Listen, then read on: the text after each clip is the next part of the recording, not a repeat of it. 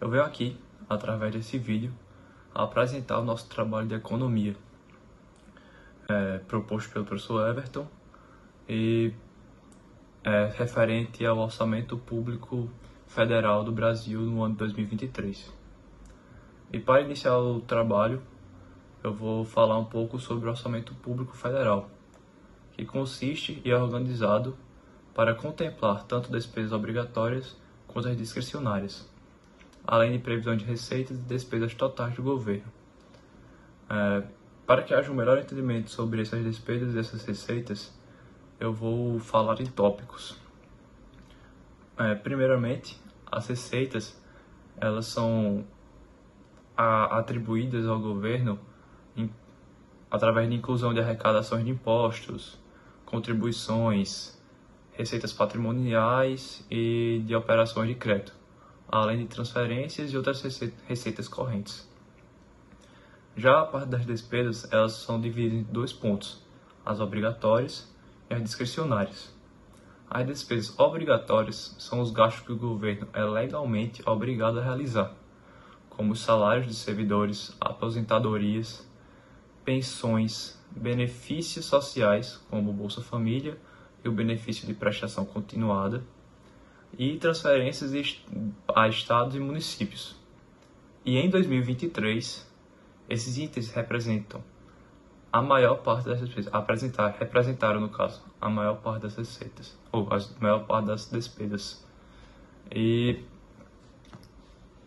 em relação às despesas discricionárias, eu posso falar que elas incluem investimentos em áreas como infraestrutura, ciência e tecnologia, e além de cultura e outros setores que não possuem vinculação obrigatória com a lei. Já também tem os juros e amortização da dívida pública.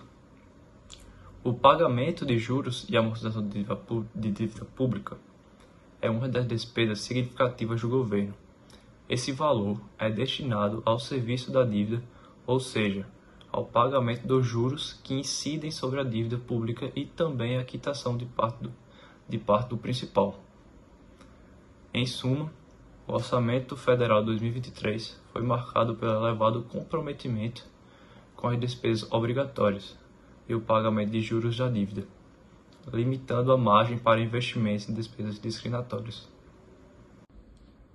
Detalhando um pouco mais sobre os investimentos e as despesas do ano 2023, eu posso citar que nas despesas, a principal foi a Previdência Social, o INSS.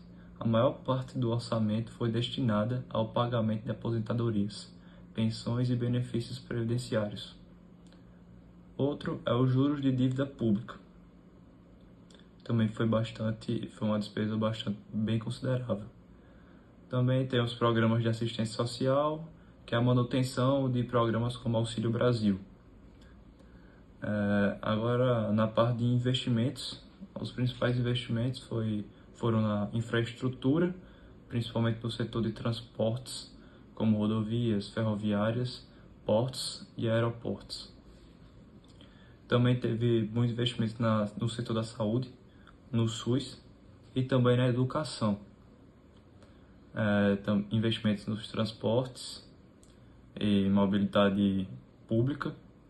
Os transportes públicos nas grandes cidades tiveram grandes investimentos e também teve investimentos na área de tecnologia e de inovação, para desenvolvimento de novas tecnologias e apoio à pesquisa científica em instituições públicas. E quanto se gastou para cada área? Quanto do nosso dinheiro, do nosso orçamento, foi destinado para cada área? Foi destinado para a saúde cerca de 175 bilhões de reais. Já para a educação, ela recebeu 148 bilhões. E as ciências e tecnologias, apenas 10 bilhões.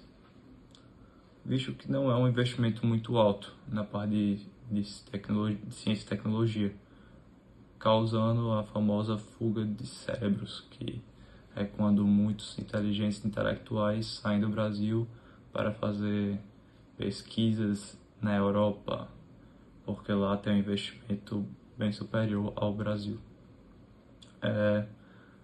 Também vimos que o percentual da Previdência em relação ao valor do orçamento foi de 40%, e os juros de dívida pública corresponde a 15% do orçamento, ou seja, mais da metade do orçamento é em despesas, não em investimentos.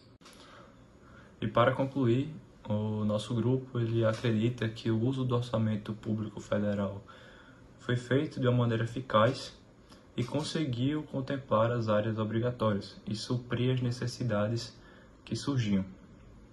Apesar disso, a partir das pesquisas realizadas, o grupo acredita que o uso de uma porcentagem maior do orçamento nas áreas de pesquisa e ciência e desenvolvimento tecnológicos seria uma proposta bem interessante.